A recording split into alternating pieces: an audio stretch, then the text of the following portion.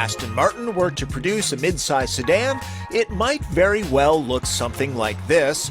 Fortunately, the handsome Ford Fusion is far more affordable. It's exponentially less costly to operate too, especially this model, which is a hybrid.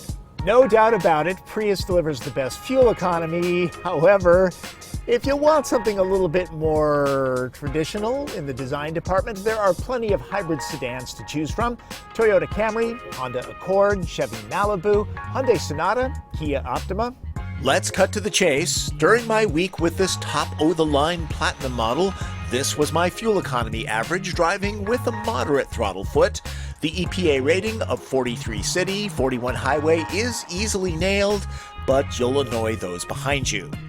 That efficiency is courtesy of a 2-liter 4-cylinder making 141 horsepower combined with an 88 kilowatt electric drive motor for a total of 188 horses. It's on. The gas engine doesn't always fire up.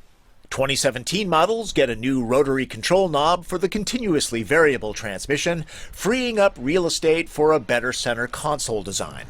Fusion is not built on a dedicated hybrid platform, so the battery pack will take up some trunk space.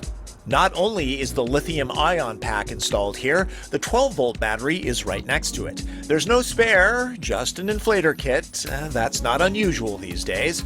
The seat backs offer up a fighting chance to carry long items. Cargo space isn't half bad. Taking on 5 packs of my measuring metric, you'll probably load suitcases. 0 to 60 runs take a bit longer than 9 seconds. There are quicker hybrid sedans out there. If you want fast from your Fusion, go with the twin-turbo V6 Sport model. This one's for fuel economy. The powertrain is always smooth and doesn't sound overworked. Occasionally, some distant component whirring can be heard. Hardly a deal breaker. Fusion Hybrid will coach you to better fuel economy. Blue bars here mean good. Yellow, not so good. There's also the leaves. If you drive efficiently, you'll get a display that's more lush. Apparently, my driving style is deforestation. There's also a braking coach that will show drivers how much juice is being returned to the battery pack. With a little practice, and once again, frustrating those behind me, I got pretty good at it. A very comprehensive guide shows where the electric energy is flowing. Like other hybrids, the battery is charged when coasting and braking. The gas engine shuts down at stops.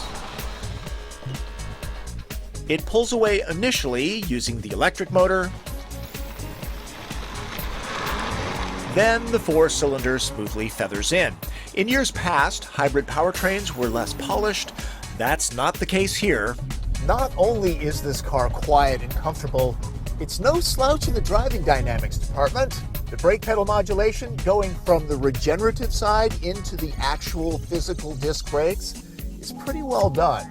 Apparently, Fusion Hybrid can run on electric power alone up to 85 miles an hour, not something I experienced. There's a solid, hefty feel about the Fusion, the kind that normally comes from Germany. Accelerate hard, and there's a little bit of that rubbery dynamic common with CVTs, but it is pretty well managed. A base Fusion Hybrid retails for about $26,000. Plunk down an additional $12,000 and the Platinum model gives your eyes much more to appreciate. In addition to all sorts of creature comforts and material upgrades, it sports safety kits such as adaptive cruise control, semi-autonomous parking, lane keeping assist, and auto braking with pedestrian detection. A moment of celebration, 2017 Fords get Sync 3, a major leap over its outgoing user interface in both speed and clarity. Android Auto and Apple CarPlay are tossed in as well. I am 5'9". Sitting behind a driver my size, there is plenty of room back here. And can I just say, these seats are very comfortable, great thigh support. Quite accommodating for 2. Middle passengers must deal with this. Nearly anything can be charged up back here. I'm kind of surprised the Platinum model does not heat these cushions. There's also a plug-in hybrid model of the Fusion with the Energy badge. That's energy with an I. It will go some 19 miles on electric power alone before defaulting to a standard hybrid mode. Know that its battery takes a larger chunk out of the trunk. As it stands, this standard hybrid version is stylish and keeps the fuel bill down. Just so long as you're not in a huge hurry. The Fusion lineup covers a lot of ground. Front and all-wheel drive are available, depending on model. There are two 4-cylinders, a turbo V6, this hybrid system, and a plug-in powertrain. So, if you like the design, and really, this is among the best-looking mid-size sedans available, regardless of price, there's not much to keep a buyer from finding one tailor-made. The all-wheel drive Sport model makes 325 horsepower and 350 pound-feet of torque. For those who find the Taurus SHO a bit big, the Sport just might be perfect.